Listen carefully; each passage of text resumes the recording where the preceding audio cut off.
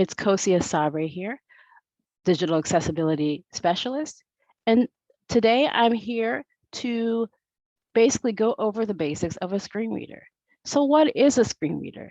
A screen reader is going to take the text on the screen and convert it to speech.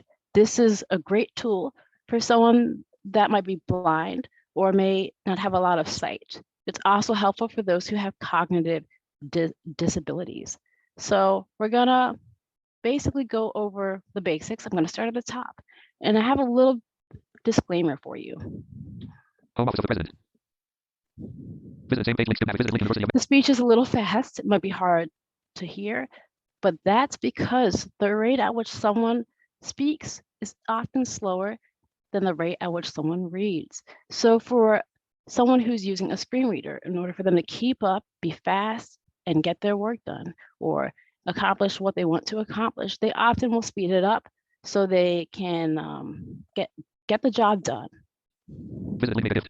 Enable the search form button. Visit link Office of the President. Main navigation region. Visit link biography. If that's too fast for you, let's slow it down. Slower. List of items for slower. Link administration. Faster. List of items for home. How does a screen reader read? It starts at the top of a page and makes its way down. Visit same page link, skip navigation, skip the content. So I just heard a skip navigation, which is great because that means I can skip to the main content.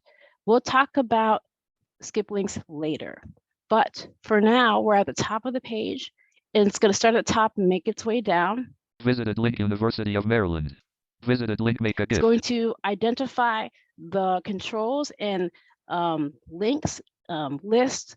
So anything, it's going to read the text, but also what that text actually is. Enable the search form button. So we have a search form and it's a button. Visited link Office of the President. Main navigation region. Now at navigation. Visited link biography. List of items for biography button collapse. So we're at the navigation.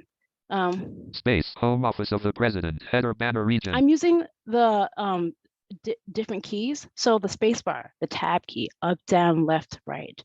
Right now I activated the navigation with the space bar, and I'm going to use the arrow keys to go down this. Link administration. List of items for administration, but link communications.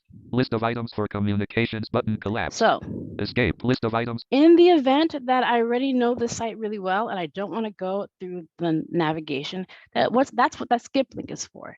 To go up and down through, to go from top to bottom can take a long time. I want to get to the meat of this page. So I'm going to navigate using the handy dandy H key. H is for headings.